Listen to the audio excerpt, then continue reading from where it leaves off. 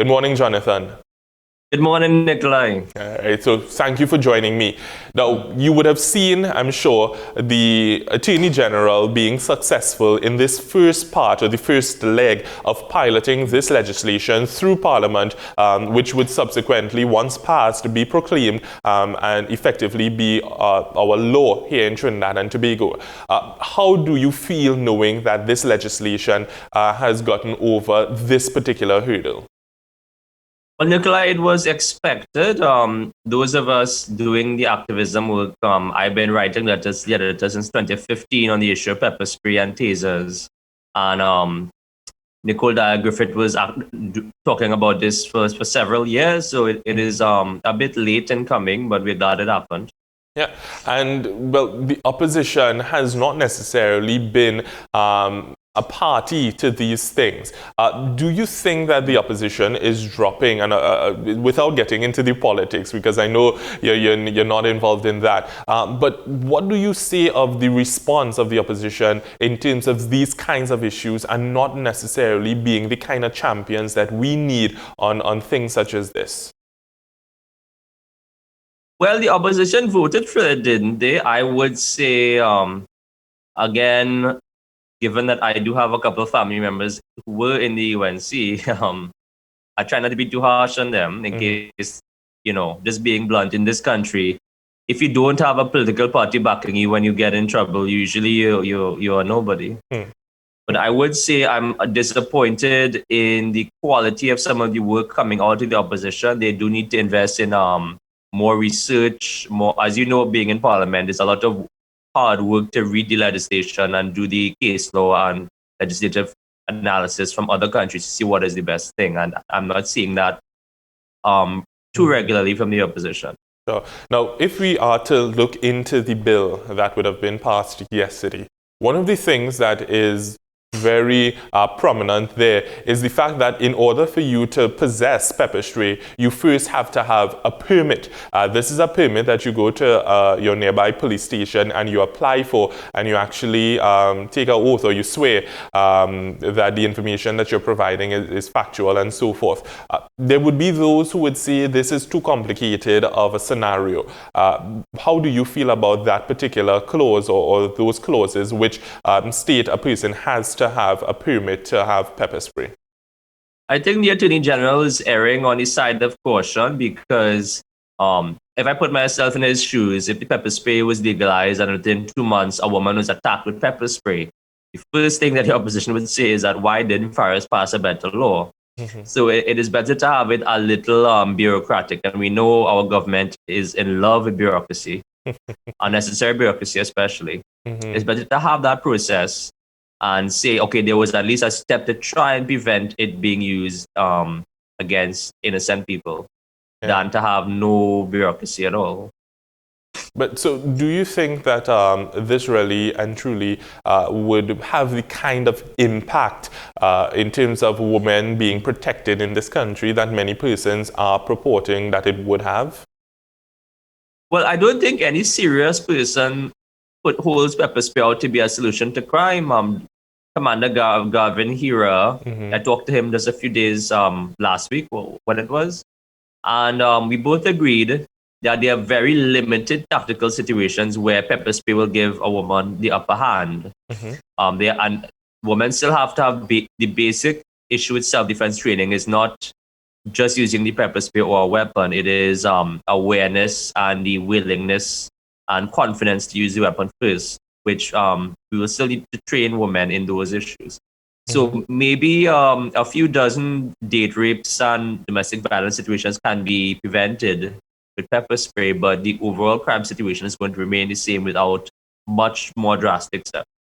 And we have seen where cases of misogyny and we saw instances of catcalling and women really kind of hitting back, so to say, over the past couple of years, and you really see the women's movement, and it may be as a result of the ripple effect of what has been taking place globally with the Me Too movement and so forth. But here in Trinidad and Tobago, it is very glaring that women are pushing back in a serious way. Do you think that we are seeing a better response from men? Because we know that men are the main perpetrators when it comes to these acts of violence and crimes against women. Do you see, based on media reports or statistics, a reduction in that kind of behavior toward women by men? Well, I would say, as you know, with the level of awareness raised by movements like the Me Too movement and Life in Leggings in the Caribbean, and the education, we do benefit from several years of GATE being a completely free in this country. So the average level of education in Trinidad is a bit higher than other countries. So I would say there's a slight improvement, but the reality is on the ground, we still have a lot of work to do. And again, even if you equip men to understand that hurting other people and women is wrong, you still need to equip them with skills to handle the issues, especially now with the level of economic crisis we are in. Somebody who's stressed out will lash out, and it goes for women too. I've had calls this week where mothers were cursing and abusing their 3 and 4 and 5-year-old children because they were, we're in a very harsh time. Yeah. Now, I want to turn the attention away from the issue of pepper spray and so forth, but we're still keeping on that whole issue of abuse being faced by persons in society, and in this instance, children. Now, you are the co-founder of Operation Global Sex Offender Registry. Do you mind telling us a bit more about what led you in that direction? Because it obviously deals with the development of a sexual offenders registry, something that you have been a strong champion on, and you have been able to see legislation pass in our local context, but you are now taking that fight regionally and globally. Could you give us a bit of a walkthrough of how you got to that point? Well, as you would know, there was a lot of consultation for this first sex offender registry amendment bill in 2019 that was already passed. However, most of the points I raised for what we now call Operation Global Sex Offender Registry, I also raised it back then and was largely ignored, but in part because all of civil society was invited to those joint select committees in Parliament, special select committees, and there were a lot of voices, and unfortunately, as you know, as a youth leader, the older voices tend to drown out the younger voices, and people somehow assume because these people have experience, they know more than younger people. Up to now, I am the only voice on the issue in Trinidad that has actually read the latest state of the art in the United States. So this Barack Obama in 2016 passed something called the International Migrants Law. And the domestic migrants law in the US is the sex offender registry law for the states. The International Migrants Law, it provides for an agency called the Angel Watch Center to send sex offender registry data to partner countries. So they want to share their data, especially of traveling sex offenders, and they want us to share ours with them. So it's a two-way street. Also, they also have a provision to stamp the passports of registered child sex offenders so that immigration in other countries can identify them easily. Mm-hmm. No, I know. Go ahead. Yeah, so I have a partnership with Offender Watch. Offender Watch is the company that provides software to the Angel Watch Center and most of the United States to track sex offenders. And using that software, if implemented in Trinidad, you can put an app on a child's phone, and if a sex offender calls or messages the child on Snapchat, or if the phone goes towards a GPS coordinate of a sex offender's residence, it will notify the parent.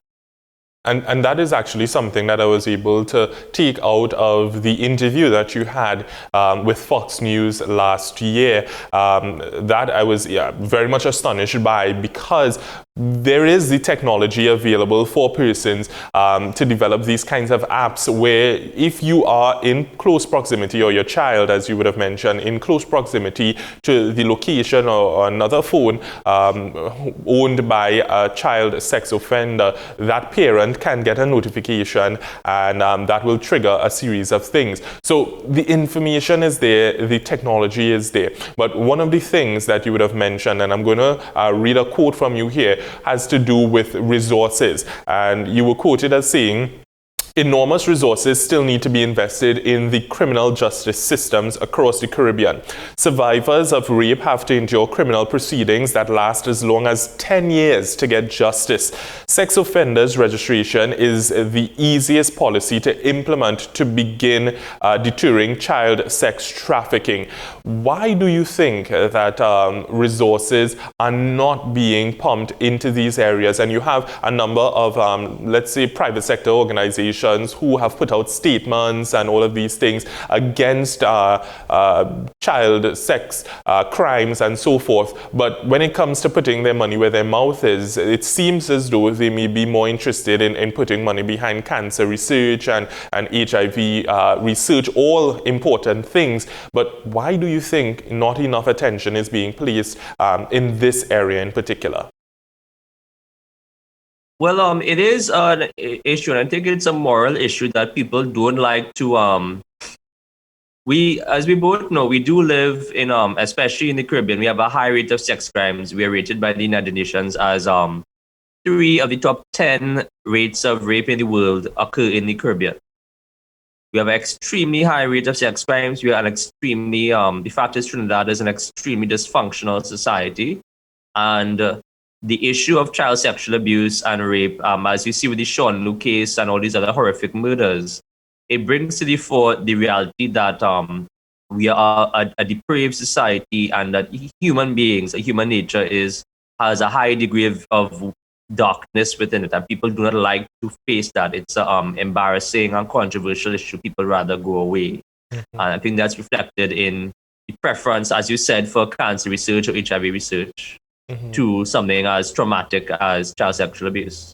And we have seen coming out, and this is my final question to you, we have seen coming out of the Children's Authority what appears to be the inability to really take a handle over some of the crimes being perpetrated by persons who are expected to be guardians for some of these most vulnerable persons, so children, of course. What do you think may be the path to really getting a handle on the situation? Do you think that we need better legislation, greater policy? It's the individuals who are heading these institutions. What is your solution, if any? Well, the solution would be resources. I did sit on a panel years ago with the first directors of the Children's Authority, and he said even under the UNC, when it was launched, they asked for like X number of workers and money, and they got about half of what they asked for. And that's usually, unless it's a mega project where some contractor can steal hundreds of millions of dollars, usually the government allocates less than what is needed. So if we will, the legislation is honestly not that bad. The domestic violence legislation, especially the latest amendments, is very good. The Children's Authority Act is very good. We just need more people to do the work. In my experience, the Children's Authority only has the resources to deal with the most urgent cases. And they have a backlog of several thousand cases to get through. So it comes to resources and willingness on the part of the state and the private sector to step up and do what is needed.